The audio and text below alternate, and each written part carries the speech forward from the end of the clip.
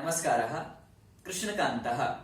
मित्राणि, गतवारं वयं साहित्यदर्पणविषयम् अधिकृत्य चर्चां कृतवन्तः स्म। इदानीम् अग्रे गच्छामः।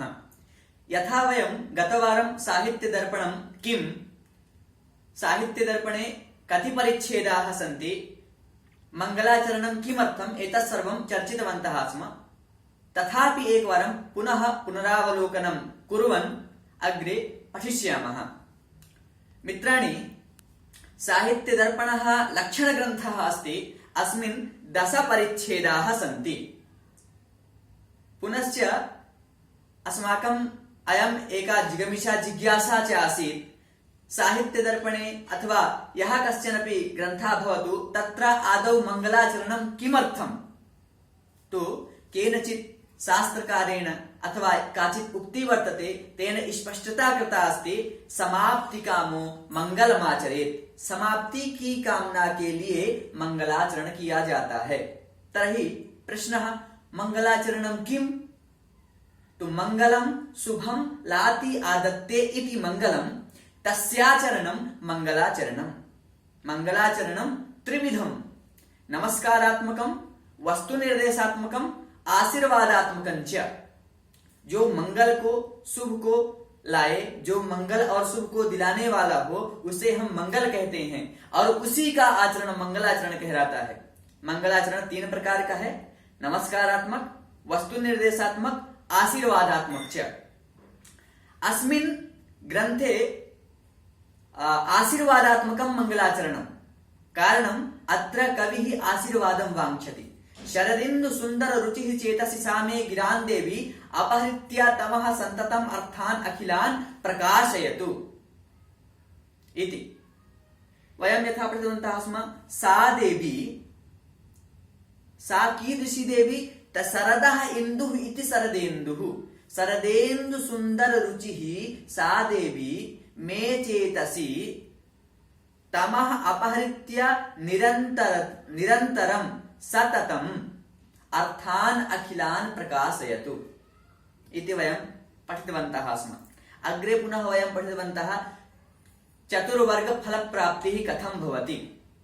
तद् वयं किञ्चित् एकवारं पुनरावलोकनं कृत्वा अग्रे गमिष्यामः। मित्राणि, यथा वयं पठितवन्तः स्म, चतुर्वर्ग फलप्राप्ति धर्म अर्थ काम मोक्ष, एतत् क्रमशः कथं भवति? तर्हि अत्र साहित्यकारेण उक्तं, भगवन्नारायण चरणारविन्दस्तवादिना। धर्म प्राप्ति भगवन्नारायण चरणारविन्दस्तवादिना। धर्म की जो प्राप्ति है तो भगवान नारायण के चरण वंदना से प्राप्त होती है, स्तवन से प्राप्त होती है, स्तुति से प्राप्त होती है। एकः शब्दः सुप्रयुक्तः सम्यक् ज्ञातः स्वर्गे लोके कामधुक् भवति। यदि आपने एक भी शब्द अच्छे से पढ़ लिया है, जान लिया है, वो भी आपको स्वर्ग और लोक में काम इत्युक्ते कामधुक् भवति, सर्व प्रकारकान् सुखान् सः दापयति। धर्मगतं सुखम। पुनश्च अर्थ प्राप्तिश्च प्रत्यक्ष सिद्धा। जो अर्थ प्राप्ति है वो प्रत्यक्ष सिद्ध है। जैसे कि हम जानते हैं, अगर आप कोई ग्रंथ लिखेंगे, कोई काव्य लिखेंगे, तो किसी राजा के द्वारा आप सम्मानित किए जाएंगे, उससे अर्थ की प्राप्ति होगी। पहले के जो लोग हुआ करते थे वो ग्रंथ लिखते थे, किसी न किसी राजा के द्वारा सम्मानित किए जाते थे और उससे वो अर्थ की प्राप्ति करते थे। बहुत सारा धन उनको मिलता था और उसके जरिए उनकी कामनाएं जो होती थी, तो काम प्राप्ति ही अर्थ से हो जाती थी। काम प्राप्तिश्च अर्थद्वारैव। इसलिए इन्होंने कहा कि जो काम की प्राप्ति है वो अर्थ के द्वारा ही प्राप्त हो जाती है। तो विश्वनाथ जी स्पष्ट करते हैं, धर्म अर्थ काम मोक्ष। इदानीं मोक्ष प्राप्ति कैसे होती है? ये कह रहे हैं, एतज्जन्य धर्म फलान अनुसंधानात्।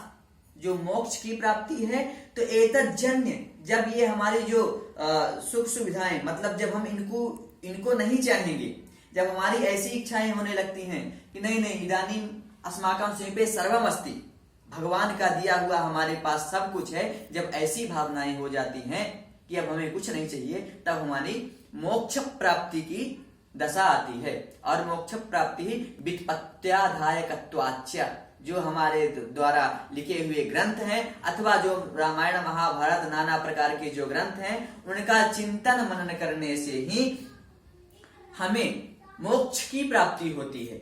उनका चिंतन करना, पारायण करना, मनन करना, नाना प्रकार की गतिविधियों से हमें मोक्ष की प्राप्ति होती है। पुनश्च अत्र साहित्यकारेण कश्चन विषयः इतोपि उक्तः आसीत्, ननु तर्हि एषः अत्र प्रश्न विषयं स्पष्टीकर्तुम् इच्छति। कारणम् अत्र कश्चन यदि धर्म अर्थ काम मोक्षं प्राप्तुम् इच्छति तो केवलं काव्यमेव साधनं तु नास्ति। काव्यात् इतरमपि वर्तते, वेदः, पुराणानि। तु अनेन उक्तं ननु तर्हि परिणत बुद्धिभिः सत्सु वेद शास्त्रेषु किमिति यत्नः करणीयः इत्यपि न वक्तव्यम्। ऐसा वदति, परिणत बुद्धयः ये सन्ति, ये परिपक्व बुद्धिजनाः सन्ति, तैः किमर्थं वेदशास्त्रादिषु यत्नः करणीयः इत्यपि अहं वक्तुं नैवीक्षामि इत्यपि न वक्तव्यम् इत्यनेन कारणेन अत्र तव्यत् प्रत्ययः वर्तते। इत्युक्ते ऐसा भी नहीं कहना चाहिए, चाहिए अर्थ में अस्य प्रयोगः भवति। तो इन्होंने कहा ऐसा भी नहीं कहना चाहिए, अथवा ऐसा भी हमारा कहने का तात्पर्य नहीं है कि जो परिपक्व बुद्धि वाले हैं उनको वेद और शास्त्र में यत्न नहीं करना चाहिए। केवलम अहम विषयान् उक्तवान्, यथा भवन्तः इच्छन्ति तथा कुर्वन्तु। इतोपि विषयं स्पष्टीकर्तुम् एषः वदति, कटुकौषधोपशमनीयस्य रोगस्य सित्सर्करोपशमनीयत्वे कश्चिवा रोगिणः साधीयसि प्रवृत्तिः साधीयसि न स्यात्।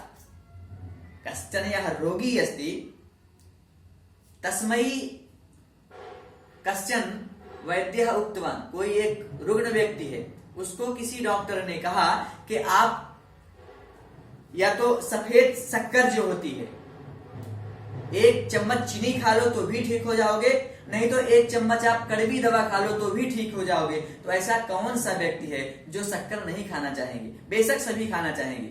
सभी व्यक्ति सरल सुगम मार्ग अपनाना चाहते हैं। तो यहाँ पे कहने का तात्पर्य यही है इनका कि काव्य से सरलतया आपको विषय प्रवेश होगा। अन्यथा अगर आप वेद शास्त्र आदि के द्वारा आप करना चाहते हैं तो उदाहरणार्थ यदि आप वेद से चतुर्वर्ग फल की प्राप्ति करना चाहते हैं तो हो सकता है आपको भिक्षाटन करना पड़े। भिक्षाटन गुरुकुल पद्धति आपको अपनानी होगी। गुरुकुलों में जैसे लोग रहते हैं वैसे रहना होगा। लसुनम पलाण्डुः न खादनीयम् इति तत्र निषेधः वर्तते। सामान्यं जीवनं यापनीयं, भिक्षाटनं करणीयं, नाना प्रकारकं संध्यावन्दनादिकं करणीयं, किन्तु सर्वे जनाः तत् कर्तुं प्रायः न शक्नुवन्ति। अतः आचार्यः विश्वनाथः वदति, एतत् यदि त्याज्यः भवन्तः कर्तुं नैव शक्ताः, अतः भवन्तः एतत् एवं विधं मार्गं चेतुं शक्नुवन्ति। अनेन मार्गेण भवन्तः धर्मप्राप्तिः, अर्थप्राप्तिः, कामप्राप्तिः, मोक्षप्राप्तिश्च प्राप्तुं शक्नुवन्ति। पुनश्च अनेन उक्तम् एकम् अनेन प्रमाणं दत्तम्। एषः काव्यस्योपादेयत्वम् अग्निपुराणे प्युक्तम्। अग्निपुराण का ये एक उदाहरण प्रस्तुत करते हैं कि काव्य का जो उपादेयत्व है, काव्य का जो उपादेयत्व है, ये अग्नि पुराण में भी कहा गया है। नरत्वं दुर्लभम लोके विद्या तत्र सुदुर्लभा, कवित्वं दुर्लभम तत्र शक्तिस्तत्र सुदुर्लभा। ये कहते हैं कि महाराज इस संसार में, इस जगत में नर प्राणी अत्यंत दुर्लभ है। सामान्यतया लोगों को नर प्राणी, नर जीवन नहीं मिलता है। जैसे कि हम प्रायः आधुनिक हैं और तुलसीदास, बाबा तुलसीदास की रामायण भी पढ़ते हैं, उसमें स्पष्टतया गोस्वामी तुलसीदास जी भी कहते हैं। तो इसलिए नर प्राणी अस्माकं कृते अत्यंतम दुर्लभम अस्ति। 84 लाख योनियां हैं, उसमें नाना प्रकार की योनियों में जन्म लेने के बाद नर प्राणी, नर जीवन प्राप्त होता है हमें। नरत्वं दुर्लभम लोके विद्या तत्र सुदुर्लभा। और यदि आप नर जीवन भी पा गए हैं तो ये जरूरी नहीं कि आप विद्वान भी होंगे, आप पढ़े लिखे भी होंगे। सभी लोग नहीं पढ़ पाते हैं। किसी की गृहस्थ समस्या होती है, तो किसी की नाना प्रकार की समस्याएं होती हैं, धनगत समस्या, गृहगत समस्या, व्यक्तिगत समस्या। कुछ ही लोग होते हैं, भाग्यवान होते हैं, जो पुण्य किए होते हैं, उन्हीं लोगों को विद्या प्राप्त होती है। ये बहुत से लोग संसार में हैं जो पढ़ने लिखने में सक्षम नहीं है। तो विद्या तत्तस दुर्लभा, यदि हाँ आप विद्वान भी हो गए तो कवित्वम दुर्लभम तत्र, आप कवि होंगे ये जरूरी नहीं है। अच्छा हाँ, कभी उनको भी नहीं कहते हैं कि जो एक अभी श्लोक लिखें और उस श्लोक को लिखने के बाद शाम तक चिंतन करें, दूसरे दिन तक चिंतन करें, अग्रिम हमारी पंक्ति क्या होनी चाहिए, हम आगे इसके आगे क्या लिखें, उसको भी कभी नहीं कहते हैं। कभी उसको कहते हैं जो कहीं भी चलता हुआ, बोलता हुआ, बैठता हुआ, खाता हुआ, उसके प्रत्येक आचरण में कवित्व हो। कवित्व एक धर्म है। ये धर्म सामान्यतया सब में समाहित नहीं होता है, किसी विशेष एक व्यक्ति में समाहित होता है। तो इन्होंने कहा कवित्वम दुर्लभम तत्र शक्तिस्तत्र सुदुर्लभा। यदि आप कभी भी हो गए मान लीजिए, तो जरूरी नहीं है कि आपकी शक्ति होगी। नाना प्रकार के कवि हुए हैं, लेकिन पुरा कवि नाम गणना प्रसंगे कनिष्ठिकाधिष्ठित कालिदासः, कालिदास जैसे कवि हो, श्रीहर्ष जैसे हो, बाणभट्ट जैसे कवि हो, इन्हें कवि कहते हैं। अथवा शक्ति से हम दूसरा भी तात्पर्य ले सकते हैं कि शक्ति इत्युक्ते आशु, कभी भी चिंतन मनन अनुक्षण, एक बार हमने कारिका लिख दी, एक श्लोक यदि आपने आप लिख दिया तो उसमें दोषः तत्र न भवतु, दोष रहितम काव्यम भवतु तन्नाम कविता।